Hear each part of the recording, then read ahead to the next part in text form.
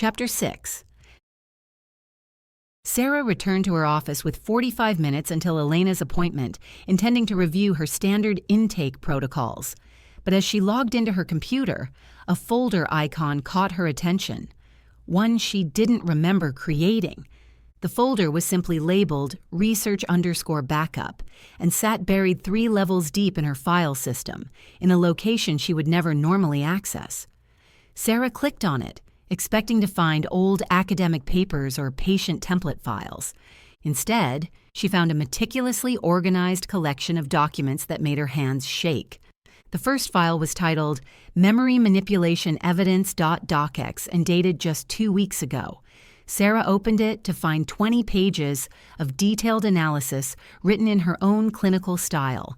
Subject analysis, selective memory erasure protocol, documented cases, 7 confirmed. 3 suspected technology appears to target specific neural pathways during memory consolidation phase. Subjects retain procedural and semantic memories while losing episodic memories of targeted events. Process requires 24 to 48-hour window post-memory formation for optimal effectiveness. The document contained brain scan images she didn't remember taking, chemical analysis reports from sources she couldn't identify, and detailed patient observations that went far beyond her normal case notes. Most disturbing were the sections about her own neurological changes, personal symptoms, day 12, experiencing retrograde amnesia for events occurring during investigation. Short-term memory formation appears compromised for topics related to research. Recommend immediate implementation of external documentation protocol. Note to future self: if reading this without memory of writing it, check secure partition for additional files. Password, Riverside 1998. Sarah's breathing became shallow as she scrolled through more documents. There were files labeled with patient initials, EV_session_notes, AM_brain_scan_analysis, and 3 others she didn't recognize, MC, RT, and JK. She opened Elena's file first. The notes were extensive, going back 3 weeks further than their first official session. EV contacted office requesting urgent consultation.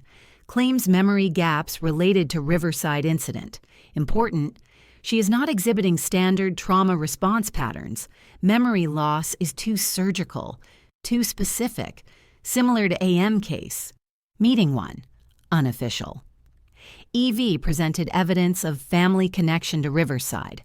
Mother identified as Maria Santos, plant employee who died in explosion. EVS memories of mother completely erased, except for emotional impressions. This level of precision requires technological intervention. Meeting 2. EV experiencing breakthrough dreams. Content suggests memories were suppressed rather than destroyed. Recommend hypnotherapy to access suppressed material. Caution: someone is monitoring her investigation. Sarah had no memory of any unofficial meetings with Elena, yet the notes contained details that perfectly matched Elena's story from their Thursday session. More disturbing were the notations about surveillance EVS apartment searched while she was in session, confirmed by neighbor. Nothing stolen, but papers reorganized. Professional job, EV unaware. Note: begin varying appointment times and locations. Office may be compromised. The AM file, Albert Morrison, contained similar detailed analysis, but also included brain scan images that made Sarah's stomach lurch. Albert's scans showed subtle but distinct patterns of neural scarring in the hippocampus and prefrontal cortex, areas crucial for memory formation and emotional processing. AM exhibits clear evidence of targeted neural intervention, scarring patterns consistent with electromagnetic disruption during memory consolidation, technology unknown but highly sophisticated. Recommend covert documentation of all sessions. The implications hit her like a physical blow. According to her own research, Albert Morrison hadn't developed natural dementia. Someone had deliberately damaged his brain to erase specific memories. Sarah opened the files labeled MC and RT, though she already suspected what she'd find. Michael Chen and Rebecca Torres, the missing persons from Elena's newspaper clippings. Both had been her patients, both had exhibited the same surgical memory loss patterns, and both had disappeared within weeks of showing signs of memory recovery. The final file, labeled Personal Risk Assessment, contained the most chilling content. Day 18. Memory gaps now affecting investigation itself. Cannot recall creating initial files or conducting preliminary research. This suggests active, ongoing intervention. Day 20. M.W. contacted me. Claims we worked together on memory manipulation research in graduate school. No recollection of this project, but his knowledge of my current symptoms is too specific to be coincidental. Suspect. M.W. may be monitoring my investigation through rekindled personal connection. Day 22. Implemented dead man switch protocol. If I disappear or stop updating files, automated email will send complete documentation to predetermined contacts. EV is designated primary recipient. Critical. If reading this without memory of writing it, someone is actively erasing your memories. Trust EV. Do not trust MW evidence is hidden in office safe behind medical diplomas. Combination. Father's birth year. Sarah stared at the screen, her heart pounding. According to her own documentation, she'd been systematically investigating a medical conspiracy for over a month, had identified multiple victims, and had taken precautions because she'd suspected her own memories were being targeted. And she remembered none of it. She looked at her office wall where her medical diplomas hung in their standard frames. Moving the largest one aside, she found a small safe she'd forgotten she owned. The combination, her father's birth year, opened easily. Inside were USB drives, printed documents, and a handwritten note in her own writing. Sarah. If you're reading this, they've gotten to you too. The evidence is all here. Elena is your ally. Save the others before it's too late. The knock on her door made her jump. Dr. Fields? Elena Vasquez is here for her appointment. Sarah quickly locked the safe and replaced the diploma, her mind reeling. She had documented proof that she'd been investigating Elena's claims for weeks, had gathered evidence of multiple victims, and had identified Marcus as a potential threat. Yet she could remember none of the investigation that had led to these conclusions. "Send her in," Sarah called, her voice steadier than she felt. When Elena entered, Sarah saw her with new eyes. This wasn't just a patient with unusual memory issues. This was someone who might hold the key to exposing a conspiracy that had already claimed multiple lives and was actively targeting Sarah herself. "How are you feeling today?" Elena asked, settling into her chair with what Sarah now recognized as careful observation rather than simple politeness. Once, Sarah met Elena's eyes directly. "I think," she said slowly, "we need to talk about what I've forgotten." Chapter 7. Elena took the revelation with the calm professionalism Sarah was beginning to associate with investigative journalists. She listened without interruption as Sarah explained about the hidden files, the documented research she couldn't remember conducting, and the safe full of evidence she'd apparently been collecting for weeks. "May I see the files?" Elena asked when Sarah finished. Sarah hesitated only briefly before turning her laptop screen toward Elena. As Elena scrolled through the documents, her expression shifted from concern to recognition to something that looked almost like relief. "This explains so much," Elena murmured. "I've been having the strangest feeling that we'd met before our first session. Like déjà vu, but stronger."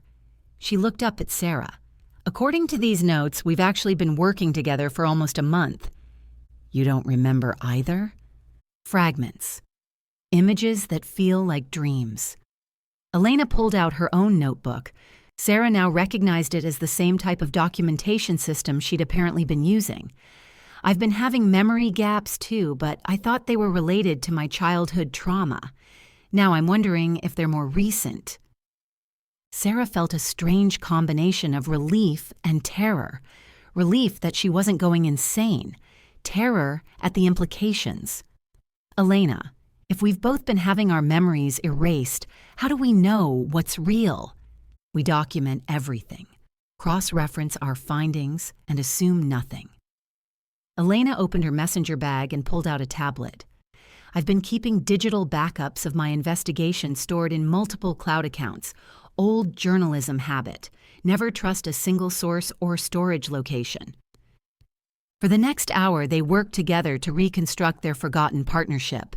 Elena's files contained photographs of documents, recorded interviews with Riverside survivors, and detailed timelines that corroborated Sarah's medical research. Together, the evidence painted a horrifying picture. "Look at this," Elena said, showing Sarah a spreadsheet on her tablet. "I've mapped the disappearances geographically and chronologically. They're not random." Sarah studied the data visualization Elena had created. Red dots marked the locations where missing persons had last been seen, while blue dots showed their last known medical appointments. The pattern was clear. Every disappearance occurred within a 2-week window of seeing a healthcare provider for memory-related issues. "The medical appointments aren't all with the same doctors," Sarah observed. "Different practices, different specialties. But look at this." Elena filtered the data to show only the healthcare providers. 7 different doctors and therapists, but they all received continuing education credits from the same source. Lazarus Institute seminars on advanced memory therapy techniques. Sarah's blood chilled. Marcus's business card was still in her purse. "Elena, Marcus Webb, the man I met with yesterday. He works for Lazarus Institute." Elena's fingers stilled on the tablet. The timing of his contact... Exactly. Sarah felt pieces clicking into place, though the complete picture remained frustratingly elusive. "He appeared right after our investigation started gaining momentum. According to my notes, anyway." Elena was quiet for a moment, studying Sarah's face with the intensity of someone making a critical assessment. "Dr. Fields, Sarah, I need to ask you something, and I need you to be completely honest." "Of course. Do you trust me?" The question should have been easy to answer. Elena was her patient, someone she'd known for less than a week. But when Sarah looked at Elena's earnest expression, at the evidence spread between them, at the careful way Elena had been protecting both their investigations, the answer came from somewhere deeper than conscious memory. "Yes," Sarah said, "I do. And that scares me because I don't know why." Elena smiled, the first genuine smile Sarah had seen from her. "That's probably the most honest thing either of us has said today." She pulled out her phone and opened an app Sarah didn't recognize. "Let me show you something that might help." "What is it?" "A voice memo app, but not just any app. This one encrypts the recordings and stores them across multiple servers. I use it for sensitive interviews." Elena demonstrated the interface. "Here's how it works. You record a message to your future self, and the app randomly prompts you to listen to previous recordings. That way, even if someone erases your memory of making the recording, you'll still encounter it later." Elena played a brief recording, her own voice saying, "Elena, day 15. If you're listening to this and don't remember recording it, check the blue folder in your apartment. Sarah Fields is trustworthy. You're working together." "Breadcrumbs for your future self," Elena said with a slight grin. "Low-tech solution to a high-tech problem." Sarah couldn't help but laugh despite everything. That's either brilliant or completely paranoid. In our situation, those might be the same thing. Elena handed Sarah her phone. "Try it. Record something you want to remember about today." Sarah held the phone awkwardly, then pressed record. "Sarah, this is... Well, it's you, obviously. Today is Friday. You've discovered that someone has been erasing your memories of investigating a conspiracy. Elena Vasquez is helping you. Don't trust Marcus Webb. And Elena has kind eyes. You can trust her even when you can't trust your own mind." Elena blushed slightly at the last comment. "That was perfect. The app will randomly play it back to you over the next few days." As they spent the remaining session time cross-referencing their findings and creating a joint action plan, Sarah felt something she hadn't experienced in weeks: hope. Despite the terrifying implications of their discovery, despite her compromised memories and the growing danger, she wasn't alone in this. Elena's journalistic instincts complemented Sarah's medical training, where Sarah could identify the neurological mechanisms of memory erasure. Elena could trace the institutional connections and financial patterns. Together, they were mapping a conspiracy that neither could have uncovered alone. "One more thing," Elena said as she prepared to leave. "I'm going to give you my personal phone number, and I want you to call me if anything feels off, even if you can't remember why. Promise me." Sarah programmed the number into her phone, then made a voice memo about it immediately. "I promise." After Elena left, Sarah sat quietly in her office, processing the afternoon's revelations. For the first time since discovering her hidden files, she felt like she had an ally she could trust completely. Elena's steady presence, her practical solutions, and her genuine concern had provided an anchor in the storm of Sarah's compromised memories. Whatever was coming next, they would face it together. Chapter 8. The weekend passed in a haze of encrypted voice memos and cross-referenced files. By Monday morning, Sarah and Elena had established a routine that felt both natural and surreal, like dance partners who'd somehow learned complex choreography while blindfolded. Elena arrived at Sarah's office early, carrying coffee and pastries from the bakery downstairs. "Any new memories surface over the weekend?" "Nothing significant," Sarah admitted, accepting the coffee gratefully. "But I did find 3 more hidden folders on my computer." "We've been busier than either of us remembered." They spread their combined documentation across Sarah's desk. Elena's timeline of disappearances, Sarah's medical analysis, printed screenshots of their encrypted communications. The pattern was becoming undeniable. But Elena had insisted they needed to verify the current status of every person on their list. "I made some calls," Elena said, consulting her notes. "The missing persons cases. They're not all missing anymore." Sarah looked up from the brain scan images she'd been studying.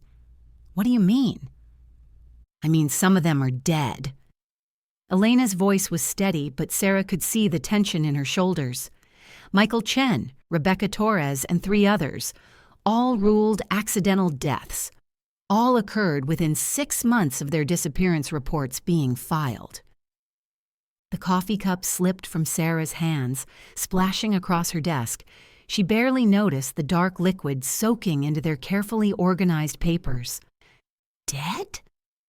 The word came out as a whisper. Elena was already pulling tissues from the dispenser, calmly cleaning up the spill while maintaining eye contact with Sarah. Car accident, hiking fall, house fire, drug overdose, and drowning, all ruled accidental or self-inflicted by local authorities. "No," Sarah said, standing abruptly. "No, that can't be right." Michael was getting better. His memory issues were improving. He was talking about going back to teaching. "When was his last session?" Sarah tried to focus, but the information felt slippery, like trying to hold water. September? October? He stopped coming, but patients do that sometimes when they start feeling better. Elena opened her tablet and pulled up a news article. Michael Chen, 34, died in a single-car accident on Highway 285 on November 15th. The police report says he fell asleep at the wheel. The photograph showed Michael's crumpled sedan wrapped around a tree.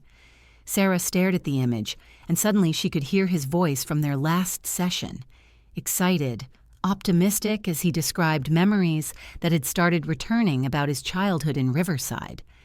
"He was remembering something," Sarah said, the words tumbling out as fragments returned. "Something about his mother working late shifts at the plant. He said she'd come home smelling like chemicals and she'd made him promise to never tell anyone about the headaches she was getting." "Headaches?" The workers were getting sick before the explosion. Michael's mother knew something was wrong with the chemicals, but the company told them it was safe. Sarah's hands were shaking now. He was going to contact other families, try to find out if their parents had experienced similar symptoms. Elena made quick notes, but her expression had darkened. "Sarah, how many of your patients were connected to Riverside?" Sarah moved to her filing cabinet, her movements becoming increasingly frantic. "Let me check. There was Albert, Michael, Rebecca." She pulled files, her breathing becoming rapid and shallow. "Elena, what if they didn't just stop coming to therapy? What if I somehow—" "Sarah." Elena's voice was firm but gentle. "Look at me." But Sarah couldn't stop. The files scattered across her desk as she searched through patient records, cross-referencing names with Elena's list of the dead. Rebecca Torres, deceased. James Kim, deceased.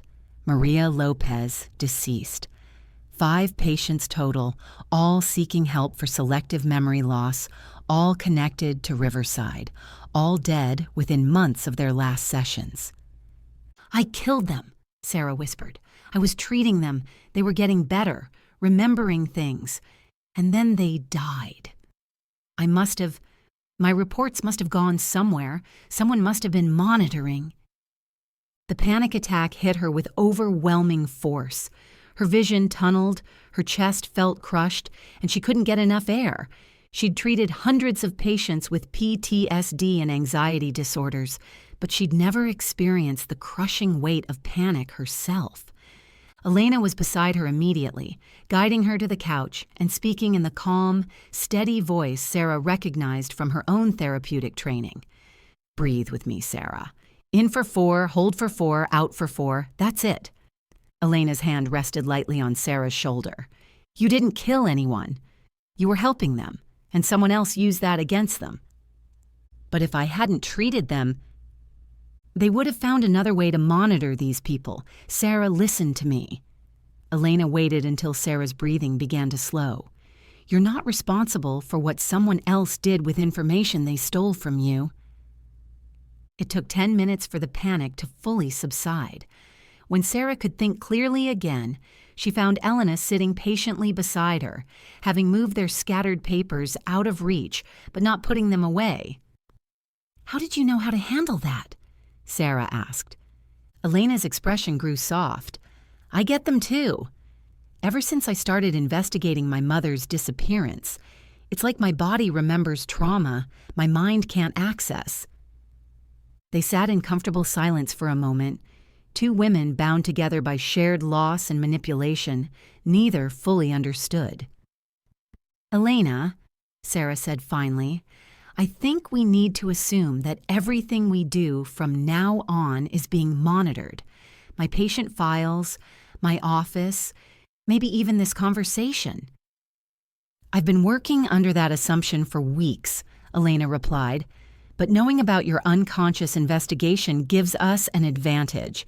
We can use your medical access and my research skills to build a case they can't erase." "How?" Elena pulled a small device from her bag, a digital recorder no bigger than a thumb drive. "Multiple documentation streams, multiple storage locations, and automatic backups they don't know about. We're going to catch them in the act." Sarah looked at the evidence of lives lost, at her own forgotten investigation, at Elena's determined expression. The fear was still there, but it was being overtaken by something else. Anger. Someone had been using her practice to hunt vulnerable people. They'd turned her healing work into a weapon and made her an unwitting accomplice to murder. That was going to stop. Chapter 9. Sarah's phone buzzed during her Tuesday morning session with a grief counseling client. She ignored it, maintaining focus on Mrs. Henderson's processing of her husband's death. But the second buzz made her glance at the screen. "Marcus, need to see you urgently. It's about your safety." After Mrs. Henderson left, Sarah found herself staring at the message. According to her hidden files, Marcus was potentially connected to the conspiracy they were investigating. but the urgent tone of his text triggered something. Not quite a memory, but an emotional impression of trust mixed with caution. Elena arrived for their scheduled appointment 15 minutes early, immediately noticing Sarah's distracted state. "What's wrong?" Elena asked, settling into what had become her usual chair. "Marcus contacted me. He says it's urgent about my safety." Elena's entire demeanor shifted, her relaxed posture becoming alert and guarded. "When?" "Just now, he wants to meet." "Sarah, no. Everything we've documented says he's connected to Lazarus Institute. This could be—" "I know what our files say," Sarah interrupted. "But what if he's trying to help? What if he's been trying to warn me and that's why he made contact?" Elena pulled out her tablet and opened their shared investigation timeline. "Look at the pattern. He appears the day after we start making real progress. He immediately focuses on your memory issues and steers every conversation toward Riverside. That's not coincidence." Sarah wanted to argue, but Elena's logic was sound. Still, something about dismissing Marcus entirely felt wrong. What if we're missing something? What if there's more to his story? "Then let's find out together," Elena said firmly. "If he's legitimate, he won't mind meeting with both of us. If he's not—" An hour later, they sat in a different cafe across town. Elena's choice, somewhere public with multiple exits. Marcus had agreed to meet them both, though Sarah had detected hesitation in his voice when she'd mentioned bringing Elena. Marcus arrived precisely on time, looking polished in a charcoal suit and carrying a slim briefcase.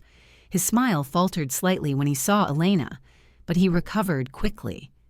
"You must be Elena," he said, extending his hand. "Sarah's told me about your case." Elena shook his hand but didn't return his smile. "Dr. Webb, Sarah mentioned you work in memory research." "That's right." Marcus sat down, his attention focused primarily on Sarah. "Actually, that's why I needed to see you urgently. Sarah, you're in danger." "What kind of danger?" Sarah asked. Marcus glanced at Elena, then back to Sarah. "This might be better discussed privately." "Elena stays," Sarah said firmly. "Whatever you need to tell me, you can say in front of her."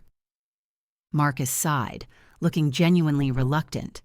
"All right. Sarah, the Lazarus Institute has been tracking a security breach. Someone has been accessing confidential patient files, including experimental treatment protocols for memory disorders. We've traced some of the unauthorized access to your computer network." Elena's expression didn't change, but Sarah felt her tense beside her. "Are you suggesting Sarah is responsible for a security breach?" "Not intentionally," Marcus said quickly. "But Sarah, you've been exhibiting symptoms consistent with targeted memory manipulation. Someone may be using you to gather information about former Riverside survivors who are seeking treatment." Sarah felt like she was watching a chess match where she couldn't see all the pieces. "Targeted memory manipulation?" "It's exactly what we discussed during our graduate research," Marcus said. "The TMCD project? We theorized that memories could be selectively disrupted during the consolidation phase using electromagnetic pulses and pharmacological intervention." Elena's voice cut through the explanation like a blade. "Dr. Webb, Sarah has no memory of any such research project." Marcus turned to Elena with what appeared to be genuine concern. "That's exactly my point. If Sarah can't remember significant portions of her academic work, she's likely been targeted by whoever is conducting unauthorized memory modification." "Or," Elena said coolly, "you're lying about the research project to make her doubt her own recollections." The temperature at their table seemed to drop 10 degrees. Marcus's professional facade slipped slightly, revealing something harder underneath. "Miss Vasquez, I understand you're protective of Sarah, but you're dealing with forces beyond your comprehension. The technology being used is highly sophisticated, and the people behind it are extremely dangerous." "Then help us stop them," Elena challenged. "Share what you know about the technology. give us access to Lazarus Institute files, work with us to protect other potential victims. Marcus shook his head. It's not that simple. The Institute is conducting legitimate research into memory disorders. We can't compromise ongoing studies or patient confidentiality based on speculation. Sarah watched the exchange, feeling torn between two people she wanted to trust. Elena's suspicions were logical, but Marcus's concern felt genuine. And there was something about his presence that triggered emotional responses she couldn't quite access. Warmth, familiarity, and underneath it all, a nagging sense of betrayal she couldn't explain. Marcus, Sarah said carefully, if the Institute is legitimate, why all the secrecy? Why not work with local authorities to investigate these disappearances? Because the people responsible aren't affiliated with Lazarus. They're using stolen research and compromised medical networks to target survivors. Marcus leaned forward, his intensity focused entirely on Sarah. Sarah, I think someone has been monitoring your practice specifically because of your expertise in memory disorders. They're using your patient sessions to identify targets. Elena's hand moved to her purse, and Sarah caught a glimpse of the digital recorder she always carried. That's an interesting theory, Doctor. Webb, do you have evidence to support it? I have evidence that someone has been accessing Sarah's computer systems remotely. I have proof that patient files have been copied and transmitted to unknown recipients. Marcus opened his briefcase and pulled out a tablet. I also have security footage that shows Sarah's office building being surveilled. The footage was grainy but clear enough. A van parked across the street from Sarah's building, figures with cameras and recording equipment, timestamps showing surveillance occurring during her sessions, with both Albert and Elena. Sarah felt sick. They were watching my patients. They've been watching you, too, Marcus said gently. Sarah, I think your life is in danger. These people have killed to protect their secret, and you're getting too close to the truth. Elena studied the surveillance footage with professional interest. Who provided this to you? Lazarus Institute Security. We monitor threats to our researchers and their professional networks. How convenient, Elena said dryly. You just happen to be monitoring the building where your old girlfriend works. Marcus's jaw tightened. We monitor anyone connected to memory research who might be targeted by industrial espionage or domestic terrorism. Domestic terrorism? Sarah echoed. What would you call systematically targeting and murdering people connected to an industrial accident? Marcus asked. Someone is conducting an organized campaign of intimidation and elimination. The question is whether you're going to let me help protect you, or whether you're going to trust a journalist whose investigation methods may have already put you both in danger. Sarah looked between Marcus and Elena, seeing the mutual distrust crackling between them. Marcus offered protection and resources, but his explanations felt too convenient, too perfectly aligned with his professional interests. Elena offered partnership and shared risk, but her investigation had potentially exposed them to surveillance and increased danger. I need time to think, Sarah said finally. Marcus reached across the table and took her hand. Sarah, these people have killed 5 of your patients. Don't let them make you the 6th. As he left, Elena remained silent until his car disappeared from view. Then she turned to Sarah with an expression of barely controlled frustration. He's playing you. You don't know that. Sarah, think about it. He appears exactly when our investigation hits critical mass. He has convenient explanations for everything. He's trying to isolate you from me and make you dependent on his protection. Elena's voice carried the passion of someone who'd seen manipulation tactics before. This is classic intelligence operation behavior. Sarah wanted to argue, but doubt was creeping in. Marcus's story was logical, but it also perfectly positioned him as her savior, while casting Elena as the naive amateur, putting them both at risk. What if he's right about the danger, though? Sarah asked. What if our investigation has made us targets? Then we'd be smarter about it, Elena said firmly. But we don't stop. Sarah, 5 people are dead. Your patients trusted you to help them heal, and someone turned that trust into a death sentence. We owe it to them to find the truth. Sarah looked at the surveillance footage still playing on Marcus's tablet, which he'd conveniently forgotten to take with him. In the grainy images, she could see herself entering and leaving her building, unaware that every move was being recorded. Elena, what if I've been putting you in danger just by working with you? Elena's expression softened. What if you've been the only person brave enough to investigate this? Sarah, whatever's been erased from your memory, your instincts led you to start documenting everything. Your subconscious knew something was wrong before your conscious mind caught up.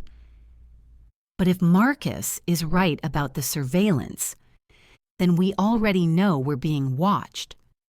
The question is, do we let fear stop us, or do we use their surveillance against them? Sarah studied Elena's determined expression, remembering the voice memo she'd recorded days earlier. Elena has kind eyes. You can trust her even when you can't trust your own mind. What do you have in mind? Sarah asked.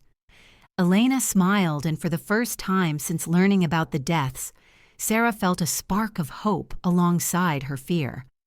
We're going to give them exactly what they expect to see, Elena said, while we build our real case in places they'll never think to look. Chapter 10. Sarah had been staring at Elena's laptop screen for 3 minutes without speaking. The Riverside Chemical Plant employee roster from 1998 filled the display. Names, positions, and shift schedules from the weeks leading up to the explosion. Elena had somehow accessed archived personnel files from the county clerk's office, and there, listed under Plant Engineering, Night Shift, was a name that made Sarah's world tilt sideways. David Fields, Systems Monitoring Technician. That's impossible, Sarah whispered. Elena leaned closer, studying Sarah's reaction with the careful attention of someone who'd learned to read micro-expressions. You recognize the name? It's my father. Sarah's voice sounded distant to her own ears, but he worked in insurance. He was an actuary for 30 years. Sarah, are you sure about that? The question should have been simple to answer. David Fields had worked for Metropolitan Insurance, came home every evening in his crisp white shirts with spreadsheets under his arm, complained about mortality tables over dinner. Sarah could picture his home office with its neat rows of actuarial handbooks and the calculator he'd taught her to use for her math homework. But as she tried to focus on those memories, they felt insubstantial, like looking at photographs through fog. Sarah pressed her palms against her temples. He worked in insurance. I remember his office, his books about statistics and risk analysis. Elena's voice was gentle but persistent. What about his work clothes? Did he wear a suit to the office? Sarah tried to visualize her father leaving for work each morning, but the image wouldn't solidify. He must have. Insurance adjusters wear suits. What about his hands? Did they look like someone who worked with papers all day? The question triggered something unexpected. Sarah could suddenly see her father's hands with perfect clarity, calloused, scarred from small cuts, always scrubbed clean but with traces of something dark under his nails, not the soft hands of a desk worker, but the weathered hands of someone who worked with machinery. No, Sarah breathed. His hands were always stained. He scrubbed them obsessively every night, but there was always something under his nails. More images began surfacing, unbidden and vivid. Her father coming home late, exhausted and reeking of chemicals. The way he'd strip off his clothes in the garage and shower immediately, making Sarah and her mother wait in the kitchen until he'd changed. His insistence that they never visit his workplace, never talk to his co-workers' families. Elena, I think I'm remembering things that were erased. What kind of things? Sarah closed her eyes, letting the returning memories flow without trying to control them. He was scared. For months before he died, he was terrified.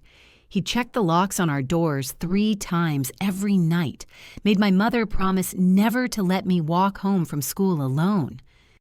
The memories came faster now, 26 years of suppressed recollections flooding back in disjointed fragments. Her father pacing the kitchen at midnight, talking in urgent whispers to someone on the phone about exposure levels and documented symptoms.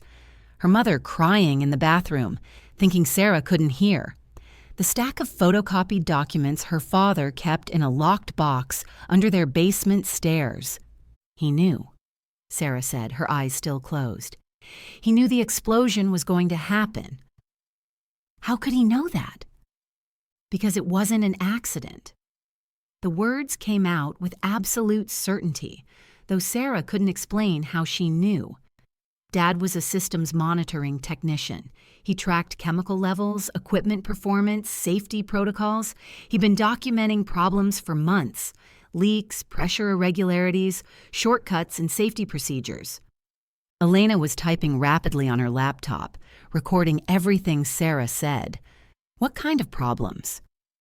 Experimental chemicals being stored improperly, workers getting sick but being told their symptoms were unrelated to their jobs, management ignoring equipment failures because fixing them would slow production. Sarah opened her eyes, meeting Elena's gaze. My father tried to report it through proper channels, but his supervisors buried every complaint.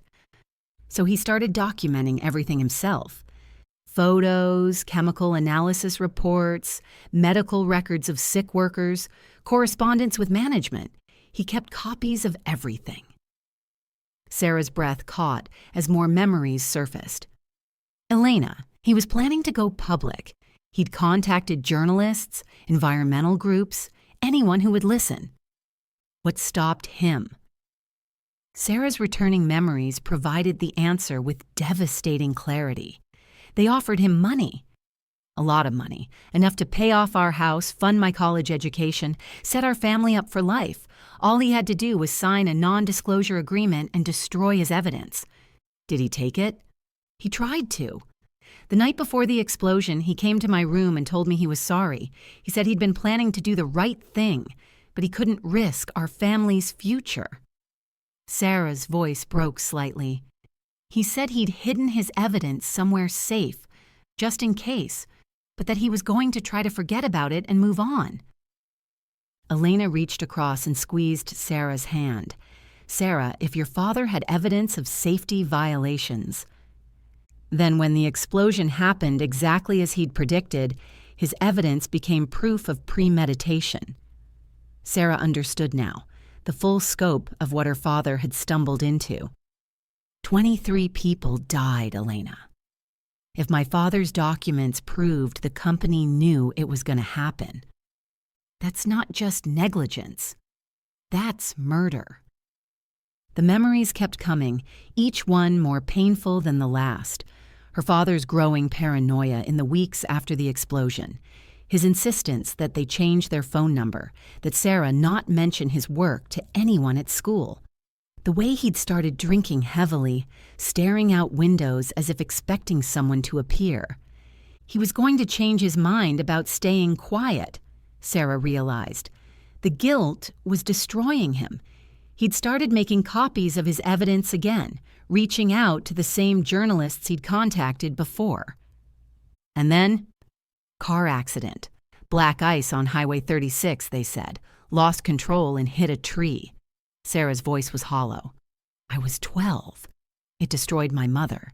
She never got over the guilt of not being able to save him. Elena was quiet for a long moment, processing the implications.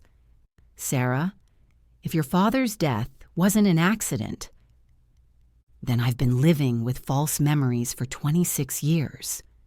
Sarah looked around the cafe, suddenly aware of how exposed they were.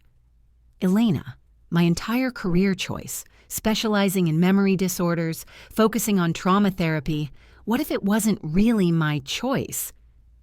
What do you mean? Think about it. I became a neuroscientist specializing in memory, just like Marcus. I opened a practice that specifically attracts people with memory issues related to trauma. I've been perfectly positioned to identify Riverside survivors who might be recovering dangerous memories. Sarah's hands shook as the implications sank in. What if they've been manipulating my life since childhood? What if they erased my memories of my father's evidence and guided my career to make me useful to them? Elena's face had gone pale. Sarah, if that's true, then every patient I've treated, every file I've created, every breakthrough in therapy, I've been feeding information directly to the people who killed them. Sarah stood abruptly, needing to move. God, Elena, what if I'm not investigating this conspiracy? What if I'm part of it? Stop. Elena's voice was sharp enough to cut through Sarah's spiral. Look at me. Sarah turned, meeting Elena's steady gaze. You've been fighting this for weeks, even when you couldn't remember why. You created backup systems. You documented evidence. You protected me even when you forgot our partnership. That's not the behavior of someone who's part of the conspiracy. But my father's evidence is probably still hidden exactly where he put it. And Sarah? Elena stood and moved closer. If they could have found it themselves, they wouldn't need you. Whatever your father hid, it's still out there, and you might be the only person who can find it. Sarah felt the weight of 26 years of manipulated memories, of a life potentially shaped by forces she'd never suspected. But looking at Elena's determined expression, she also felt something else: purpose. My childhood home, Sarah said slowly. It's been empty since my mother died 5 years ago. I could never bring myself to sell it. Elena was already reaching for her car keys. Then let's go find out what your father wanted the world to know. As they left the cafe, Sarah caught a glimpse of a familiar figure in a charcoal suit sitting in a car across the street, speaking urgently into a phone. Marcus had followed them, and his expression held none of the warmth he'd shown during their coffee meetings. Elena was right. He'd been playing her from the beginning, but now Sarah was ready to play back.